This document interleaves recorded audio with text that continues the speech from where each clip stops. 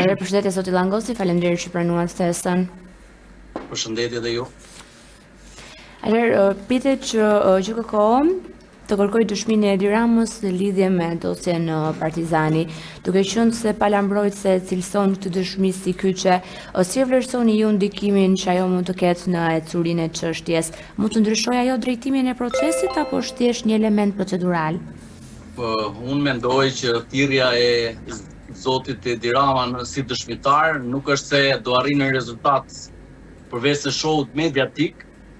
Në rastin aktual, mendoj që provat janë ato që janë, sepse një provë për veprën penale të korrupsionit apo vepra të tjera penale të cilat meritojnë një hetim nuk mund të provohet me dëshmitar. Fare mirë, Edi Rama mundet të deklarojë që unë nuk mbaj mend asgjë, edhe mund të largohet sepse është fjalë për kohë të gjatë dhe jo çdo lloj procedure mund të mbahet mend. Pra që në rastin konkret unë mendoj që me thirrjen e Edi Ramës përpara gjykatës nuk është se prodhon gjë tjetër përveç se një show mediatik. A mendon se thirrja e tij ju e thatë që është një show mediatik, por megjithatë a tregon një nivel të lartë transparence nga drejtësia apo përkundrazi ekspozon procesin ndaj perceptimeve apo ndasive politike? Një gjyqtar, meqense zoti Berisha është i pandehur, një gjyqtar nuk mundet që të privojë të pandeurin nga mënyra e provishmërisë së kundërt nga ajo që thot prokurori. Sepse nëse gjyqtari do kishte vendosur rrëzimin e marrjes së kësaj prove, atëherë do ishim përpara një rasti që gjyqtari kishte paragjykuar çështjen dhe do ishte një anshmëri. Gjyqtari është treguar i kujdesshëm në rastin aktual duke e thirrur, duke pranuar të gjitha provat e mbrojtjes së zotit Berisha për të qenë më tepër e paanshme në proces. Por unë në këndvështrimin tim nuk është se do arrihet një rezultat konkret në thirrjen e Ramës për të provuar pafajësinë e zotit Berisha.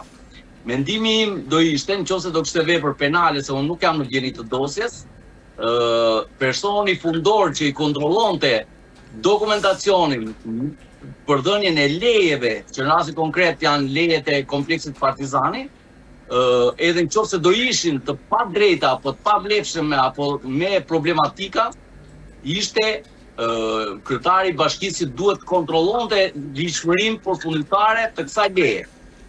Kështu që mendoj që kryeministri Rama, që në atë kohë ka qenë kryetar bashkie, duhet kishte ndjekur rrugën e të pandehurit, dhe të ishte i bashkëpandehur minimalisht me zotin Berisha në proces. Sepse është ai që gjithë dokumenta që pretendohet që janë të padrejta, i ka kontrolluar dhe ka vendosur miratimin e një leje zhvillimore në atë objekt. Kështu që vlerësoj që prokuroria e posaçme ka qenë e cunguar në hetime dhe nuk ka vijuar hetimet ndaj këtij shteta si për arsye sepse ka qenë implikuar në mënyrë të drejtë për drejtë për mendimin tim në aferë.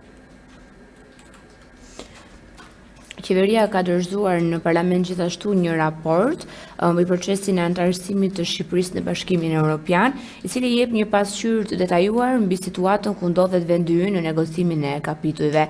Sipas këtij raporti, aty rezulton se në 2025 për luftën kundër korrupsionit në nivele të larta janë hapur 6 hetime të reja dhe 10 akte akuza të reja. Por sa zyrtarë të tjerë pritet që t'i hapet dosja nga SPAK, apo kemi një lëvizje mbi ndalimin dhe marrjen e tyre në pyetje apo qoftë edhe në arrestimin e tyre? Unë shoh për raportin që ka ardhur në kuvend, vlerësoj që hapja e negociatave apo antarësimi i Shqipërisë në Bashkimin Evropian do ngelet vetëm një ëndër, sepse në asnjë moment ne nuk do kemi një antarësim me këtë lloj qeverie kaq të korruptuar. Ne kemi me qindra miliona euro të vjedhura taksa paguesve shqiptar. Të mos harrojmë kemi në çdo lloj çështje që prokuroria e posaçme ka ngritur, kemi pasur grup të strukturuar kriminal. Si mundet që ne të pretendojmë që kemi një standard Bashkimit Evropian kur institucioni më i rëndësishëm i Republikës Shqipërisë, që është Akshi, është një skandal kaq i madh që të punojë shteti dhe të arrihet në një organizatë kriminale kundër qytetarëve, kundër taksapaguzëve, kundër fondeve, edhe ne të pretendojmë që jemi me standard Bashkimit Evropian, po si mund të jemi ne pjesë e Bashkimit Evropian kur kryeministri ka mbrojtur haptas Erion Veliajin, i cili ndodhet në Burg, ka mbrojtur haptas Belinda Ballukun, e cila është me akuzë nga prokuroria. Ne dim shumë mirë që prokuroria e posaçme ka kërkuar mas arrest në Burg dhe nuk është lejuar nga Partia Socialiste dhe deputetët e saj dhe parlamenti. Si mundet që ne të pretendojmë që kemi një shtet që ne do na çojmë në Bashkimin Evropian, ku mbrohet haptas drejtoresha e Akshit, duke thënë që vetë kryeministri ka thënë që është krenaria ime, kur prokuroria e posaçme ka konkluduar që kemi miliona euro dëm të shtetit shqiptar. Pra, ne kemi një kryeministër që mbron krimin. Dhe si mundet të pretendojmë ne që një person që mbron krimin të na antarësojnë Bashkimin Evropian? Sepse do ishte fundi Bashkimit Evropian, nëse ne do mendonim ndonjëherë që Bashkimi Evropian është në të tillë gjendje që jemi edhe ne. Mendoj të gjithë kanë qenë jashtë shtetit dhe kanë parë infrastrukturën, kanë parë mënyrën si funksionon shkolla, si funksionon arsimi, si funksionojnë institucionet e shtetit shqiptar. Ne këtu kemi diskriminim qytetarëve në çdo fushë, në çdo administratë, çdo vend administratës. Ne kemi pensione akoma me 80.000 lekë. Ne s'kemi vend të bërë analiza në spitalet shqiptare. E keni parë besoj çfarë gafash bën një ministre e shëndetësisë. Pra, kjo është ajo Bashkimi Evropian që na premtohet ne. Edhe këto janë burim, ushqimi për njerëzit e varfër në Shqipëri. Njerëzit e varfër po ushqehen me propagandë. Ka ardhur koha e asaj diktature që kaloi vendi jon. Po bëhet propaganda mëngjesin darkë që njerëzit të bindet që po funksionon drejtësia, që po funksionon shteti, kur ne për një çështje pensioni zvarriten 20 vjet qytetarët edhe nuk e marrin, dhe shumica e pensionistëve po vdesin as po marrin një vendim gjyqësor. Pra, nuk mendoj që kjo është standardi i Bashkimit Evropian. Kështu që unë shikoj një dështim, sepse nëse Bashkimi Evropian nuk i kontrollon këto standarde, atëherë mendoj që Bashkimi Evropian ka marrë fund si një bashkim shtetesh dhe shoh që në Europë nuk ka më të ardhme. Që është shoh fund. Mendoj që pajtohen të gjithë shqiptarët dhe ju, dhe gazetarët e ndershëm, pajtohen me këtë që unë them. Se ne të gjithë e shikojmë, ne s'kemi infrastruktura, ne s'kemi transport publik, ne s'kemi tren në Shqipëri, do pretendojmë për shkuar në Bashkimin Evropian. Por nuk shkohet në këtë formë. Kur vidhen miliarda euro. Sipas jush, këto debatet që po ndodhin në parlament, interpelancat e shumta kohë të fundit e tjera me radhë, apo sjellin ndonjë frymë konstruktive për vendin, apo në vend numëro vetëm show edhe këta? Ajo që mua nuk më pëlqen, unë e kam thënë, do ta them që një ditë ndoshta Shqipëria do të vinë një ditë apo radha që të gjithë deputetët ngrihen e të druar trokasin kryeministrin e vendit ashtu siç duhet trokitën në Spanjë. Pra që të jemi një vend që ne marrim vendime si shtet. Në parlament diskutohet jo tha Amerika, jo tha Bashkimi Evropian, flitet me fjalë të tjerëve, bëhet propagandë. Dhe nuk shoh në asnjë moment që parlamenti jon të ketë një zhvillim apo të kemi një gjuhë dakordësie për t'i shërbyer qytetarëve. Ne aty shohim një parlament i cili flet me gjuhë rrugaçësh. Ne nuk shohim të diskutohet. Unë i kam ndjekur dhe gjithmonë edhe nga media publikohen vetëm skandalet që apo fyret që bën njëri tjetrit dy palë, jo opozit. Nuk shohim njerëz të diskutohet për një ligj. Pse i shërben ky qytetari? Çfarë interesi ka qytetari te ky ligj?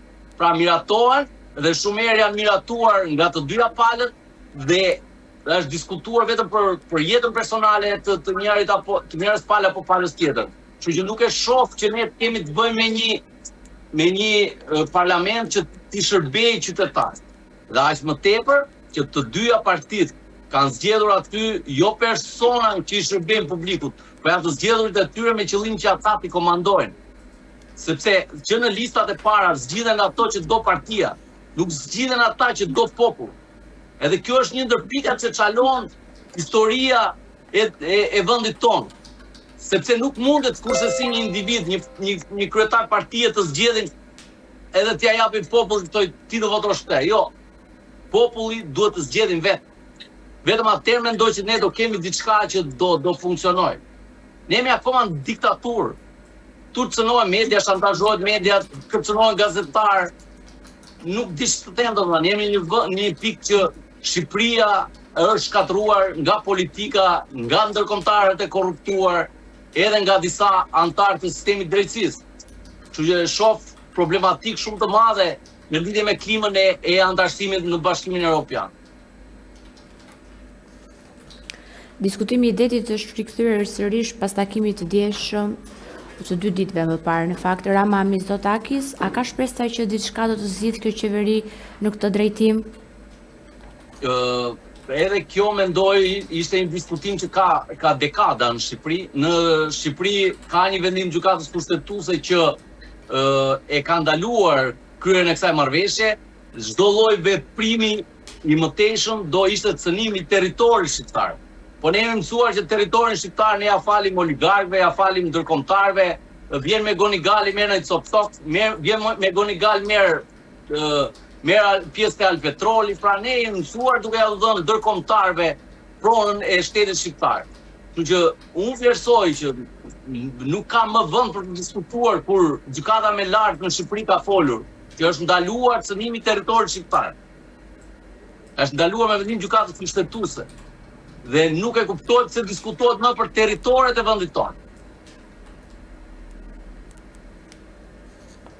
Seanca në GJKK për plumbin e art gjatë ditës së djeshme ka bërë të mundur zbardhjen e dëshmive në sallën e gjyqit të një sër personazheve, duke përfshirë këtu edhe zëvendës drejtorin e policisë së Elbasanit. A priten detaje të reja nga telefoni Nuredin Tumani, çfarë mund të zbulohet tjetër? Detaje nga telefonat apo nga ato që janë komunikuar mundet deri diku të arrihet një lloj rezultati. Por edhe këto janë të cënguara për arsye pse, sepse ne nuk kemi burim për marrjen e këtyre transkripteve që prezantohen si provë.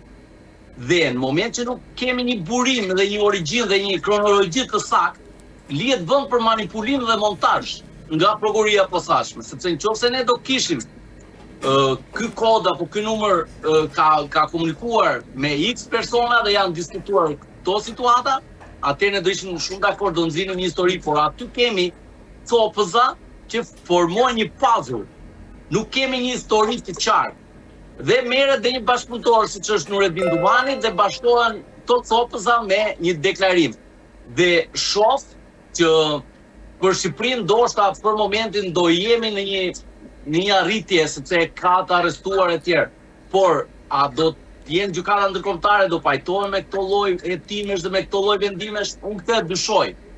Dyshoj që ne këtu do kemi një dështim si çështje. Për arsye sepse nuk mundet kurrësi të ngresh një akuzë vetëm me një dëshmitare dhe disa prova të cilat janë të dyshim. Kështu për këto arsye e shoh se filtrat e kontrollit të gjykatave do jenë akoma më të forta mbi rastin dhe do nxjerrin dështim të çështjes. Ditën e djeshme janë kryer një sër lëvizjesh të reja brenda strukturave drejtuese të policisë së shtetit, ku janë caktuar 14 drejtues të rinj. A janë këto lëvizje shumë zhurmë për asgjë apo është një prapaskenë mbrapa këtyre ndryshimeve? Unë e shoh që këto janë po të njëjtat emra, të cilët kanë qarkulluar në vende të ndryshme.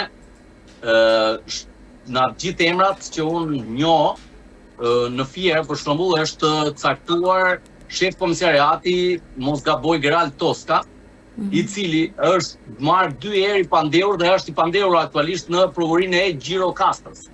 Si mundet një pandehur të jetë drejtues në një qark?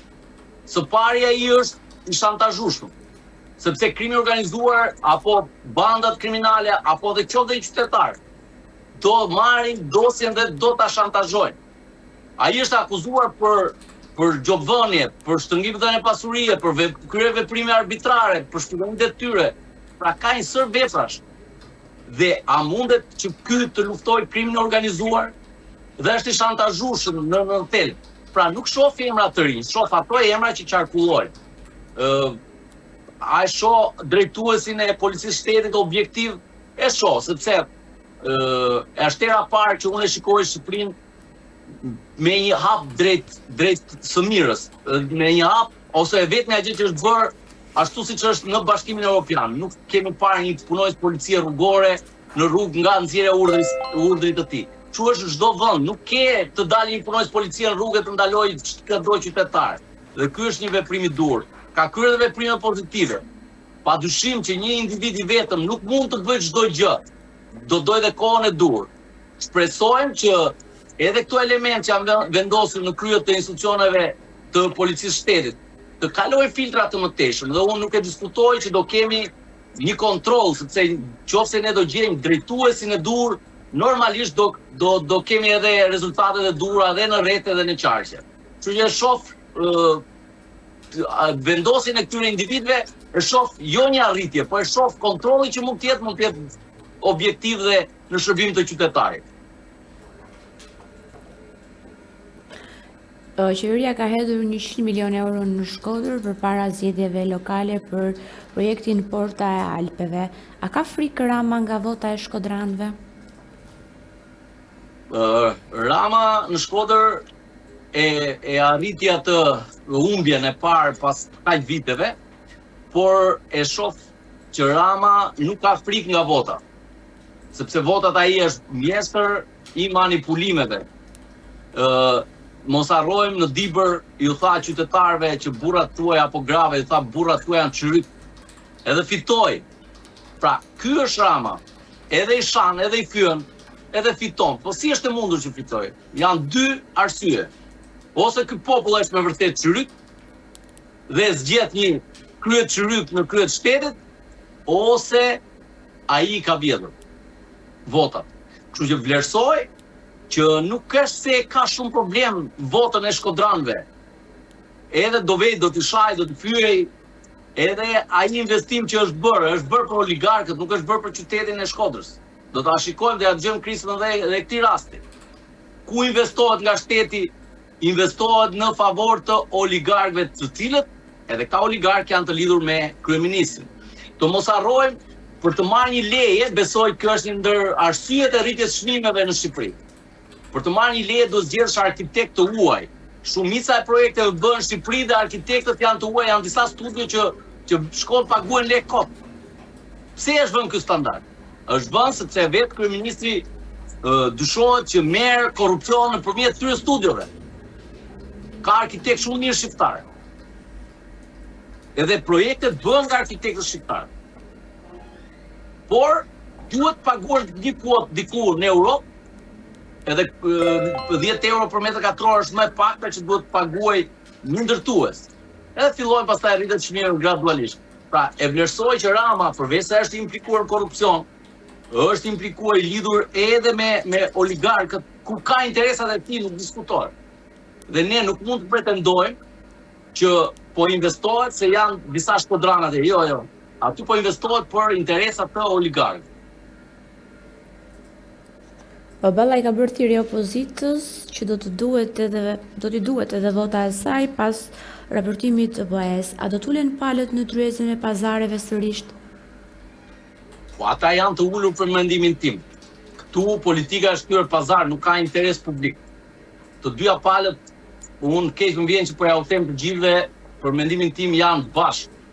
Çdo lloj vendimare merret bashkë. Për rastin më skandaloz që ai avokatit të popullit, besoj ju jeni koshient e keni parë se si u zgjodh. Pra, në çdo rast, në çdo ligj, kemi ligjin për reformën drejtësi, kemi një sër ligjesh tjera që kanë qenë sensitive, janë votuar nga dyja palët. Kemi dhe thirrjen e Shqipërisë në këtë organizatën e re që bëri Trump. Vajtën votuan të dyja palët me vrap. Madje zoti Berisha bënte avokatin e Ramës, që shikoi se ne duhet të shkojmë, pra interpretohen ndryshe. Mos harrojmë Sazanin, të dyja palët. Janë të dyja palët bashkë.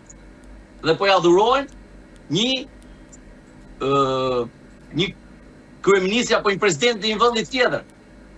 Si është e mundur kjo që ne nuk kemi një zë kundër për ishullin ton Sazanit apo edhe për të tjera raste që kanë qenë shumë sensitive. Kurse kur vjen puna për të parë show në kuvend e parlament, ne shikojmë, ne s'kemi parë një kundërshtim. si është dakord opozita, a keni parë në një ligj të shkojnë gjykatë kushtetuese që ta çojë se për çfarë janë aty ato, vetëm për të marrë rrogën. Ata janë që kontrollojnë ligjshmërinë ose kushtetutshmërinë të një ligji. Edhe nëse ai bie ndesh me kushtetutën, duhet i drejtohen gjykatës kushtetuese. Kur ka vajtë ndonjëherë opozita, e zënë se u votua vetëm nga qeveria apo Partia Socialiste. A kanë shkuar? Jo. Vetëm kur ju cënohen interesat e tyre. Kështu që e shoh që kemi një dakordsi të dyja partive. Shumë faleminderit avokat për intervistën. Faleminderit dhe ju përshëndes. Mirupafshim dhe punë të mbarë. Faleminderit.